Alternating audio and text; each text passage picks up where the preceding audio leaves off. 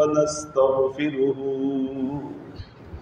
ونؤمن به ونتوكل عليه ونعوذ بالله من شرور أنفسنا ومن سيئات أعمالنا من يهد الله فهو المهتدي ومن يضلل فلن تجد له وليا مرشدا فنشهد أن لا إله إلا الله وحده لا شريك له ونشهد أن سيدنا وسندنا ونبينا محمدا صلى الله عليه وسلم الذي أرسله الله بالحق بشيرا ونذيرا وداعيا إلى الله بإذنه وسراجا منيرا وقال الله تعالى في كلامه المجيد وفرقانه الحميد ما كان محمد أبا أحد من رجالكم ولكن رسول الله وخاتم النبيين وكان الله بكل شيء عليما إن الله وملائكته يصلون على النبي يا أيها الذين آمنوا صلوا عليه وسلموا تسليما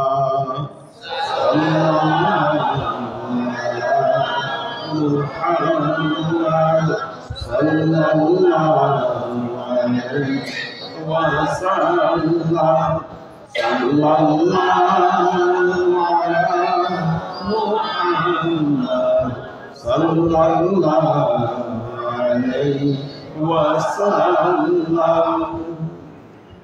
আল্লাহর আশিক সালেহ। গতকাল আমাদের অনুষ্ঠান শেষ হলো, আল্লাহর রহমতে ভালো একটা প্রোগ্রাম হয়েছে, এক কথায় ইন্টারন্যাশনাল মানের একটা প্রোগ্রাম।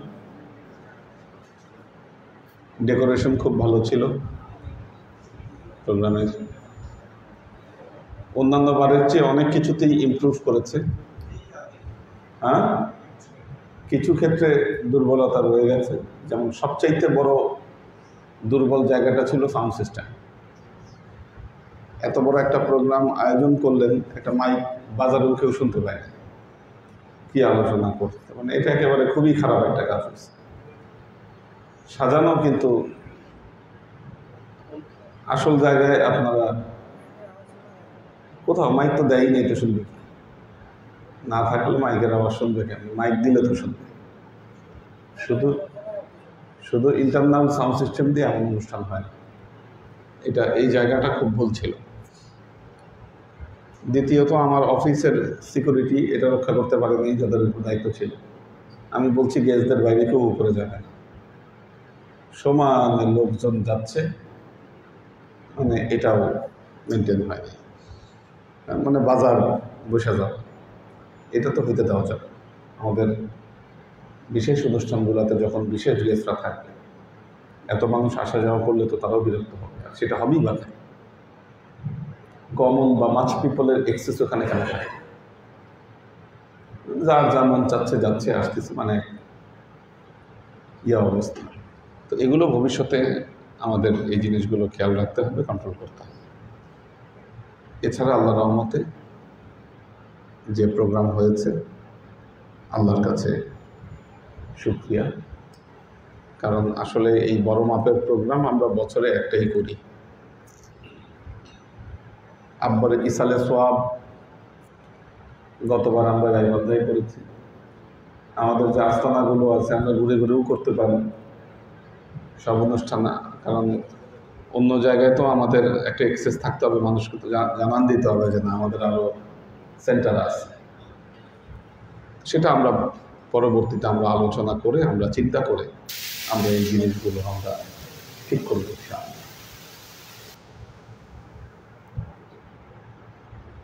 গুরুত্বপূর্ণ বিষয় যেটা, আমরা একটা শব্দ বলি রিচুয়ালস, তার মানে কি?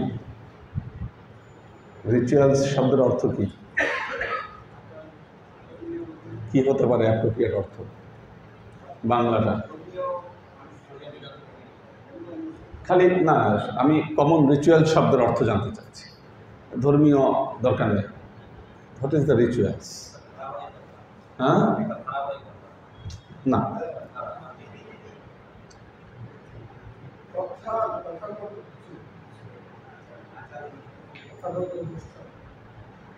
হ্যাঁ, আচার অনুষ্ঠান, আচার অনুষ্ঠান বা আনুষ্ঠানিকতা, মানে রীতিনীতি, প্রথাগত যে রীতিনীতিগুলো আছে ধর্মে, এটাকে আমরা, হ্যাঁ। তো রিচুয়ালস প্রতিটা ধর্মের আভ্যন্তরীণ এবং বাহ্যিক দিক রয়েছে। আভ্যন্তরীণ কিছু বিশ্বাস আছে, আপনি অন্তরে কিছু বিশ্বাস লালন করেন, যেটা আমরা দেখতে পাই না। আপনার ভেতরেও আছে, ওনার ভেতরেও আছে, ওনার ভেতরেও আছে আভ্যন্তরীণ বিশ্বাস ভেতরের। আমরা ইসলামিক পরিভাষায় এটাকে বলে থাকি আকীদা, আকীদা বলে থাকি। এটা একটা জায়গা, অন্তরের ভেতরে আপনি কি লালন করছেন, কি দর্শন লালন করছেন, কি ফিলোসফি আপনি আপনার ভেতরে লালন করছেন, এটা হলো আপনার আকীদা। এটা আপনার আভ্যন্তরীণ চিন্তা দর্শন। আমাদের আভ্যন্তরীণ কিছু চিন্তা দর্শন আছে। আল্লাহর ব্যাপারে আমরা তাওহীদে বিশ্বাস করি, আল্লাহর ব্যাপারে আমরা তাওহীদে বিশ্বাস করি। তিনি এক, অদ্বৈত, তিনি সকল ক্ষমতার আধার, সকল কিছু তার ইচ্ছার অধীন, তিনি যা কিছু যা খুশি তাই করতে পারেন, কুন বললে ফায়াকুন হয়ে যায়। এটা হলো আমাদের আকীদা আল্লাহর ব্যাপার।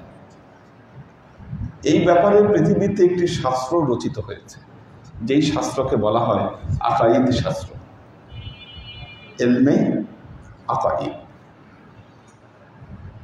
মানুষের এই আকীদাগত ভিন্নতা রয়েছে পৃথিবীতে। আল্লাহর ব্যাপারেও আকীদায় ভিন্নতা আছে, রাসূলের ব্যাপারেও মুসলমানদের মধ্যে আকীদায় ভিন্নতা আছে। কেউ মনে করেন আল্লাহ নিরাকার, কেউ বলেন আল্লাহর আকার আছে। আবার সেই আকারের ক্ষেত্রেও ভিন্ন ভিন্ন মত তারা মনে করেন। যেমন মুসলমানদের ভেতরে একটি সম্প্রদায়ের উদ্ভব ঘটেছিল, তারা হলো সিফাতিয়া সম্প্রদায়। তারা বলতেন আল্লাহর হাত আছে, পা আছে, আল্লাহ দেখতে মানুষের মতো, আল্লাহর সুরত মেল ভার্সন। কিছু দলিল তারা উপস্থাপন করেছেন, তাদের আকীদা বোঝানোর জন্য বলছি আপনাদেরকে। যেমন তারা বলছেন খালাকাল্লাহু আদামা আলা সূরাতিহি, আল্লাহ আদমকে তার সুরতে তৈরি করেছেন, আলা সূরাতিহি। তারা বলছেন এই হে জমিনের মর্যাদা আল্লাহর দিকে। সুতরাং আদমের সুরত যেমন ছিল আল্লাহর সুরতও তেমন ছিল। আবার তারা বলছেন ইয়াদুল্লাহি ফাওকা আইদিহি, আল্লাহর হাত তাদের হাতের উপর। এখানে আল্লাহ তার হাতের কথা বলেছে। সিফাতিয়া সম্প্রদায়ের যুক্তি এটা। আবার বলতেছেন আল্লাহ কুরসি আছে, সিংহাসন আছে, তো সিংহাসন থাকলে তো বসতে হয়, তার মানে আল্লাহ ওটাতে বসেন। এই সমস্ত যুক্তিকে কেন্দ্র করে তারা বলছেন, এটা তাদের নিজস্ব আকীদা যে আল্লাহ সূরাত এরকম। আল্লাহ যে নিরাকার এটা কোরআনে কোথাও বলেননি। আল্লাহ শুধু একটি কথাই বলা হয়েছে, ওয়ালাম ইয়াকুল্লাহু কুফুয়ান আহাদ, তার মতো কোনো কিছু হতে পারে না, কোনো কিছু তার মতো হতে পারে। তো এবং কোরআনের আরেকটি আয়াত আল্লাহ তার সিফাতি নামগুলো বর্ণনা করে বলেছেন, মুসাউফিরুল লাহুল আসমাউল হুসনা, আল্লাহ যে আসমায়ে হুসনাগুলো শিখিয়েছেন এটা আল্লাহর একটা চিত্র তৈরি করে। যাই হোক, আমাদের সহজ আকীদা আল্লাহ আমাদের প্রভু, তিনি এক, অদ্বৈত, একক, সর্বক্ষমতার অধিকারী তিনি, সমস্ত সার্বভৌমত্বের অধিকারী তিনি। এটা হচ্ছে আমাদের আকীদা। নবী সম্পর্কে বলেছি, নবী সম্পর্কে আমাদের কিছু আকীদা আছে। যেমন আমরা নবীর নূরে বিশ্বাস করি, আমরা হায়াতুন নবী এটাতেও আমরা বিশ্বাস করি, এবং তিনি খাতামান নবিয়্যিন আমরা এটাও বিশ্বাস করি, খতমে নবুয়তে আমরা বিশ্বাস করি। নবীর বিশ্বাসের সাথে সাথে আহলে বাইত এবং পাক পাঞ্জাতুনের বিশ্বাসে আমরা বিশ্বাস করি। যাই হোক, পৃথিবীতে বিভিন্ন মানুষের, মুসলমানদের মধ্যে অনেক আকীদার মানুষ দেখতে পাওয়া যায়, বহু আকীদার ভিন্নতা রয়েছে। দ্বিতীয়ত হলো রিচুয়ালসে ভিন্নতা আছে। নামাজ, ইবাদত এর মধ্যে ভিন্নতা আছে। কেউ হাত বেঁধে নামাজ পড়েন, কেউ হাত ছেড়ে নামাজ পড়েন। মালিকি মাযহাব ওনারা হাত ছেড়ে নামাজ পড়েন সুন্নিদের মধ্যে। যারা জাফরি মাযহাব তারাও হাত ছেড়ে নামাজ পড়ে, শিয়াদের। সুন্নিদের মালিকি মাযহাব ওনারা হাত ছেড়ে নামাজ পড়ে, জাফরি মাযহাব হাত ছেড়ে নামাজ পড়ে, আমরা হাত বাঁধি। আবার যারা হাত বাঁধে তাদের মধ্যে আবার দুই গ্রুপ, এক গ্রুপ হাত এইখানে বাঁধে, আরেক গ্রুপ নাভির নিচে বাঁধে। রিচুয়ালসে পার্থক্য। তো সব জায়গাতে রিচুয়ালসের ভিন্নতা আছে, মাযহাবগত, তরিকাগত, এই ভিন্নতাগুলো দলে দলে তৈরি হয়েছে। কিন্তু একটা জিনিস দেখবেন, পৃথিবীর শুরু থেকে শেষ পর্যন্ত যত মাযহাব ছিল, মানুষের মধ্যে চিন্তা দর্শনের ভিন্নতা ছিল মুসলমানদের মধ্যে, কিন্তু একে অপরের প্রতি আক্রমণাত্মক হওয়া এবং বর্তমান শতাব্দীতে একটা বিষয় মানুষের সামনে টেনে এনে মানুষের ইবাদত বন্দেগী থেকে বিভ্রান্ত করবার চেষ্টা করা হচ্ছে, সেটা হলো বিদআত।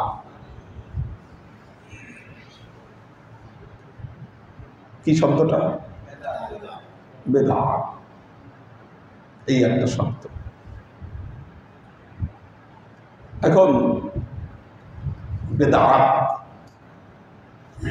এটার মিনিংটা কি? কি বেদাত যারা ভয় পান,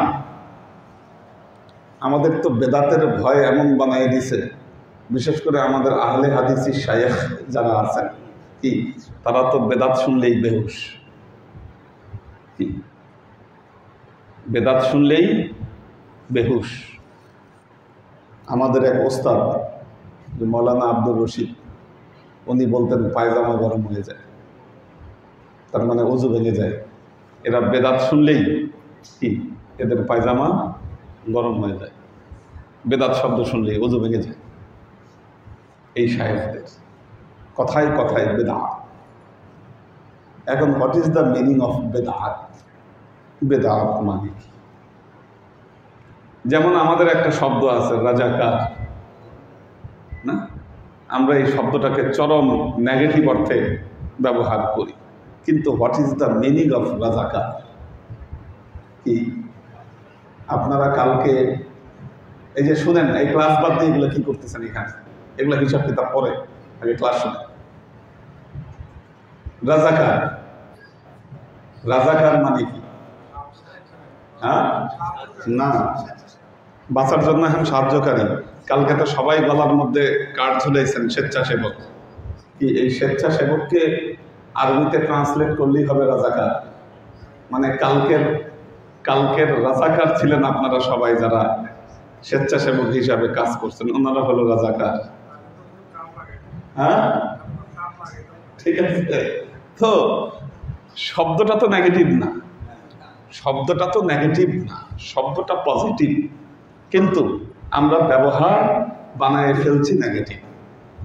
৭১-এর যুদ্ধের সময় যদি পাকিস্তানি বাহিনীকে আমাদের বাঙালিদের মধ্যে তারা সাহায্য না করত, তাহলে এই শব্দটা নেগেটিভ অর্থে ব্যবহৃত হতো না। যেমন আমরা বলি রাজাকার, আল বাদর, আল শামস, আল বদর কারা, বদর বাহিনী। পৃথিবীতে যুগে যুগে মুসলমানদের মধ্যে বদর বাহিনী হয়েছে। বদর বাহিনী হলো বদরের যুদ্ধের চেতনাকে স্মরণ করে যারা ইসলামকে সহযোগিতা করেছে, তারাই হলো আল বাদর। বুঝছেন কেন? এটাকে কিন্তু নেগেটিভ অর্থে ব্যবহার করার কোনো কারণ ছিল না। হ্যাঁ, হেয় করার জন্য করা হয়েছে আল বাদর। তো দেখবেন পৃথিবীতে বহু সময় বহু যুদ্ধে বদর ইউনিট করা হয়েছে। কি আমাদেরও দরবারে একটা বদর ইউনিট করা হয়েছে, কি বদরি সদস্য আছে আমাদের, তাদের নাম লিস্ট এবং অনেক কিছু আছে তাদের জন্য। তো বেদাত, বেদাত শব্দের অর্থ হলো সংস্কার। এই বেদাতের উপরে কয়েকটা ক্লাস নেব আমাদের জানা উচিত। হোয়াট ইজ বেদাত? বেদাত মানে হলো সংস্কার। এখন সংস্কার যদি না হয়, বেদাত যদি না হয়,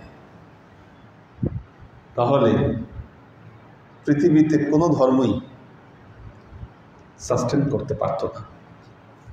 যুগের প্রয়োজনে চিন্তা চেতনায় পরিবর্তন নিয়ে এসে সেটাকে যুগ উপযোগী করা, এই সিদ্ধান্ত যুগে যুগে দিনের মুজতাহিদগণ নিয়েছিলেন।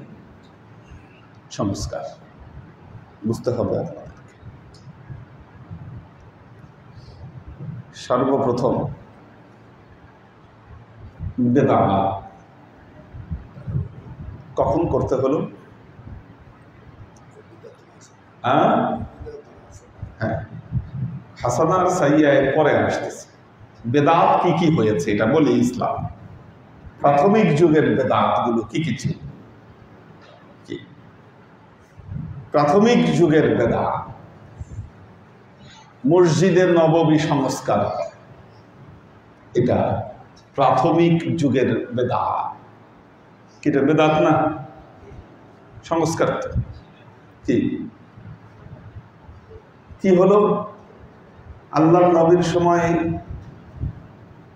মসজিদে নববী, পাথরের দেয়াল, নিচে বালি আর উপরে খেজুর গাছের পাতা।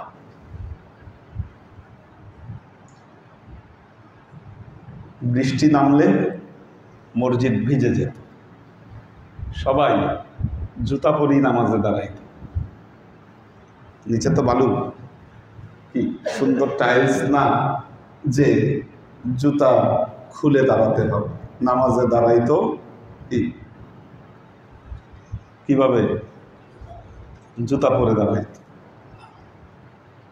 এ ছিল মসজিদে নববী। খলিফা ওমর রাদিয়াল্লাহু তাআলা আনহুর সময় এসে কি ইসলামী সাম্রাজ্যের ভিত্তি দাঁড়ালো। চতুর্দিকে ইসলাম ছড়িয়ে পড়তে শুরু করলো। দলে দলে লোক ভিজিট করতে আসে মদিনায়, যে নবীর মসজিদটা কেমন ছিল একটু দেখতে আসে। এখন এই মসজিদ তো চলে না, কি ইসলামের তো সব জায়গায় সভ্যতা বিরাজ করেছে, এখন কি করা যায়? কিন্তু নবীর সময়ের মসজিদ, এটা তো একটা আবেগ চড়ায় আছে। ইসলামের প্রয়োজনই মসজিদে নববীকে সংস্কার করতে হলো, কিন্তু এই সংস্কার এত সোজা কথা ছিল না। মুসলমানদের মধ্যে বহু বিভেদ, বহু কথা, বহু জল্পনা কল্পনা। হ্যাঁ, নবীর সময়ের মসজিদ ভেঙে ফেলবে। আমাদের এই দরবারের যখন নির্মাণ কাজ শুরু হয়, দেখি যে আপনাদের দরবার ভাঙার কোনো পরিকল্পনা নাই, সব কিছু রেডি, প্ল্যান রেডি, সব রেডি, দরবার আর কেউ ভাঙে না। ওই যে একটা আবেগ কাজ করতেছে, এই দরবারে এতদিন ক্লাস করছি, ভেঙে ফেলব। পরে আমি যখন ঘোষণা দিলাম, আমি বুঝলাম সবার মনোভাব, যে এই আবেগটা, মায়াটা ছাড়তে পারছে না। পরে আমি একদিন ঘোষণা দিলাম, আজকে থেকে মসজিদে ক্লাস করব, দরবারে আর ক্লাস করব না। এই ঘোষণা দেওয়ার পর তারপর দরবার ভাঙা হলো, না হলে নির্মাণ হতো না। ঠিক মসজিদে নববীর নির্মাণ কাজটা এরকম প্রেক্ষাপটে হয়েছিল, সংস্কার হলো। নবীর খেজুর গাছের যে খুঁটিগুলা মসজিদে নববীর, এগুলো সরিয়ে পাথরের খুঁটি দেওয়া হলো। ওই সময় উস্তনে হান্নানা, যেই মেম্বারে আল্লাহ নবী বসে যেই খুঁটির উপরে হেলান দিয়ে আল্লাহ নবী খুতবা দিতেন, ওই খুঁটি যখন সরানো হয়, সাহাবায়ে কেরাম শুনতে পাচ্ছেন ওই খুঁটি কান্না করতেছে, বিলাপ করতেছে খুঁটি। তারপর সেটাকে মসজিদ ইয়াতে জান্নাতুল বাকিতে সেটাকে দাফন করা হয়েছে, এই উস্তনে হান্নানা ইতিহাসে। বাকি স্থানগুলো এখনো আছে পাথরের, কিন্তু জায়গা সরিয়ে দেখেন নবীর সময়ের নির্মাণ কাজ সরায়ে নতুন নির্মাণ করতে হলো। এই সংস্কার, এটা বেদাত না? দ্বিতীয় বেদাত, বড় বেদাত, ওসমানী মাসহাফ। এই যে এই কোরআন শরীফ, এই কোরআন শরীফ নবীর সময় কোরআনগুলো কিছু খেজুর পাতায়, কিছু হাড়ের উপর, কিছু চামড়ার উপর, কাগজ যত সামান্য ছিল কিছু কাগজের উপর এগুলো লেখা হয়েছে। হাফেজগণ এগুলোকে মুখস্থ করেছেন, সিরায় মুখস্থ আছে। শুধুমাত্র সূরার নাম অনুসারে এই কোরআনগুলো লেখা ছিল, শুধু সূরার নাম। এখন ওই লিখিত অংশের একটা কপি মা হাফসার মাধ্যমে খলিফা ওমর রাদিয়াল্লাহু তাআলা আনহুর কাছে সংগ্রহিত ছিল।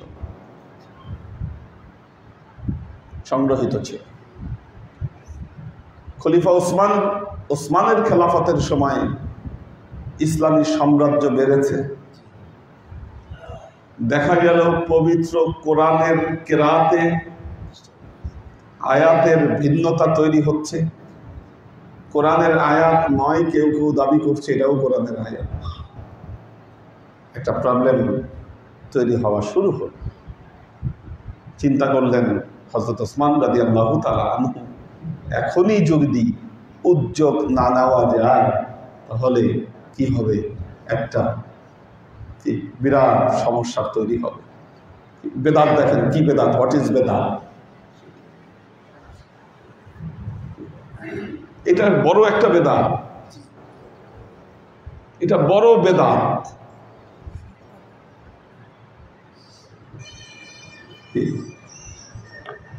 বেদাত বললেই যে লাফায়ে উঠেন যে মাওলানারা, বুঝতে হবে হোয়াট ইজ বেদাতে হাসানা ওয়া বেদাতে সাইয়্যিআ, এটা বুঝতে হবে। এগুলো বেদাতে হাসানা ছিল।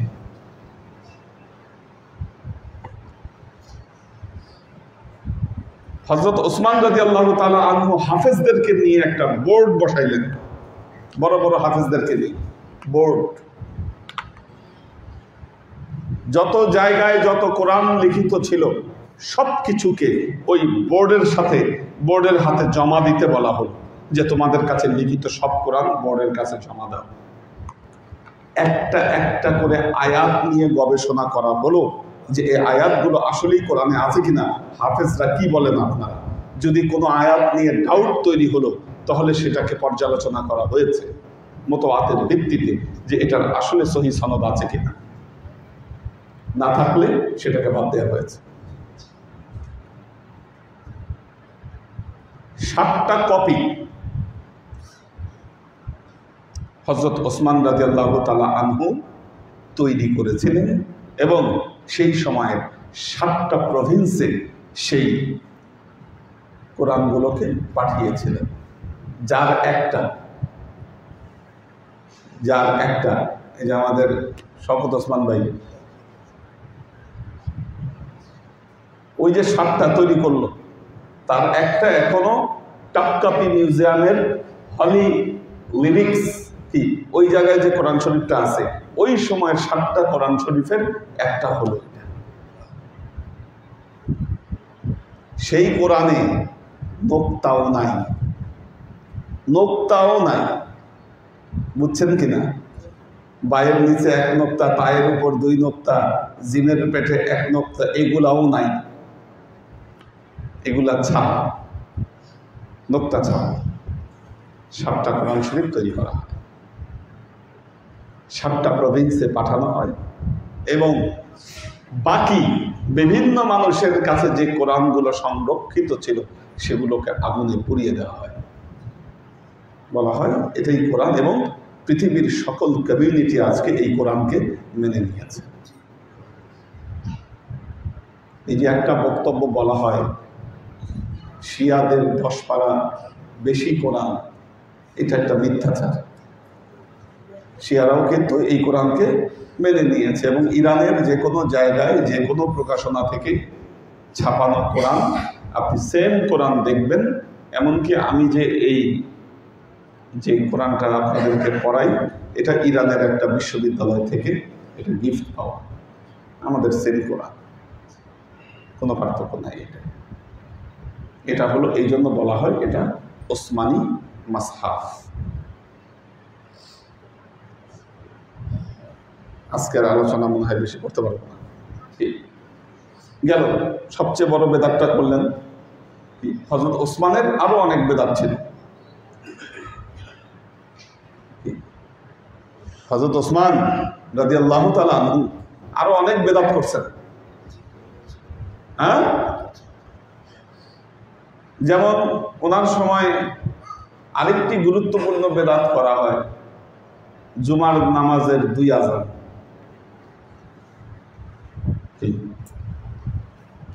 জুমার নামাজের 2 আযান, এটাও বেদাত। আল্লাহ নবীর সময় 2 আযান দেওয়া হতো না, 1 আযান দেওয়া হতো। এখন আল্লাহ বলছে ওয়া ইযা নুদিয়া লিস-সালাত মিন ইয়াউমিল জুমআহ ফাসআউ ইলা যিকরিল্লাহ ওয়া যারুল বাই'a। তোমরা কি করো? বাজার সদাই ত্যাগ করো, বাজার সদাই ত্যাগ করো। তো এখন যারা মেন খুতবাটা যখন শুরু হচ্ছে, এখন প্রথম আজান দিলে যারা ব্যবসা বাণিজ্য করে দোকান বন্ধ করলে লস হয়ে যাবে, এই জন্য তারা দোকান বন্ধ করেও না। খুতবা কখন শুরু হচ্ছে এটাও টের পায় না, তখন তো মাইক ছিল না, এজন্য নামাজ মিস করতে অনেক। তখন খলিফা ওমর ঠিক করলেন যে যখন খুতবা শুরু হবে তার আগে আগে কি আজানটা বাজারে দেওয়া হবে। সেই বাজার থেকে আজানটা আসলো, আল আযানু আলা বাবিল মসজিদ। হুকুমটা বুঝতে হবে কি, দ্বিতীয় আজান হবে দরজায় মসজিদের। আপনি তো জানলার কাছে গিয়ে আজান দেন, আজান জানলায় না, আলা বাবিল মসজিদ। কি আজান দিতে হবে মসজিদে, ওই দ্বিতীয় আজান। আমরা তো জানি এটা বেদাত, কিন্তু কই মেনে নিতে তো সমস্যা হয়নি আমাদের। এটা মেনে নিতে সমস্যা হয় নাই, এটা আহলে হাদিসদেরও মেনে নিতে সমস্যা হয় নাই, সালাফি ওহাবিদেরও মেনে নিতে সমস্যা হয় নাই। ওনারা এই বেদাত ঠিকই পালন করতেছেন। বুঝছেন কিনা? যদি পারেন আমার কথাকে ভুল প্রমাণ করেন, যে না আপনি ভুল বলতেছেন, এটা আল্লাহ নবীর সময় থেকেই ছিল। ছিল এই কোরআন নবীর সময়? তো আরো আছে, কেন তো সূচনা করলাম আমার আলোচনা। খালি বেদাত বললেই ভয় ধরায় দিয়ে, আরে এরা বেদাত। আল্লাহ মাফ করুক আমাদের জীবনকে, ইবাদত বন্দিগিকে ধ্বংস করে ফেলা হচ্ছে এই বেদাত বেদাত চিল্লাচিল্লি করে।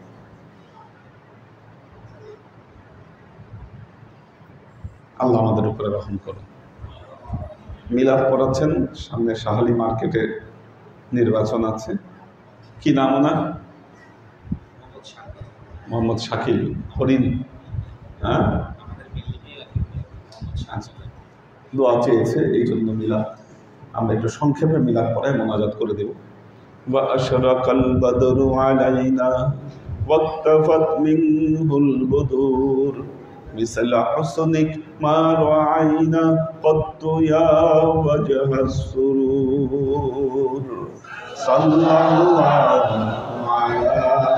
মুহাম্মাদ সাল্লাল্লাহু আলাইহি ওয়াসাল্লাম সাল্লাল্লাহু আলা মুহাম্মাদ সাল্লাল্লাহু আলাইহি ওয়াসাল্লাম মা রাআইনা ঈসা হান্নাত বিসসুরি ইল্লা ইলাইহি ওয়াল গমাম হালাকা ضلت والملائكة صلوا عليه اللهم على محمد صلى الله عليه وسلم صلى الله على محمد صلى الله عليه وسلم سيدي يا رسول الله سلم عليك يا حبيب الله اللهم صل على سيدنا مولانا محمد وعلى آله سيدنا مولانا محمد اللهم صل على سيدنا مولانا محمد وعلى آل سيدنا مولانا محمد ربنا ظلمنا أنفسنا وإن لم تغفر لنا وترحمنا لنكونن من الخاسرين ربنا آتنا في الدنيا حسنة وفي الآخرة حسنة وقنا عذاب النار ربنا لا تزغ قلوبنا بعد إذ هديتنا وهب لنا من لدنك رحمة إنك أنت الوهاب اللهم إنك عفو تحب العفو فاعف عني يا غفور رحيم ودود اللهم نور قلوبنا بنور الإيمان ونور قلوبنا بنور الإسلام ونور قلوبنا بنور الإحسان وزين أخلاقنا بنور محمد صلى الله عليه وسلم. اللهم إنا نسألك علما نافعا رزقا واسعا عملا مقبولا شفاء من كل داء قلبا خاشعا ذهنا ذاكرا إيمانا كاملا توبة قبل الموت راحة عند الموت ونجاة بعد الموت. سبحان ربك رب العزة عما يصفون سلام على المرسلين والحمد لله رب العالمين. واجعل آخر كلمة عند الموت لا إله إلا الله محمد رسول الله.